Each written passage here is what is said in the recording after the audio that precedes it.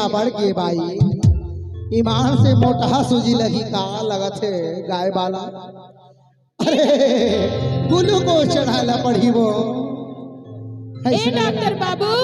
अरे बढ़ियल कर्मा फंस गयो संगी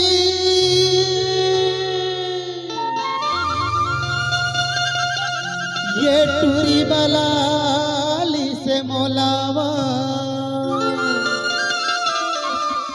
अवाना ये दे देख ले कैसे ढकले कर चुलावा।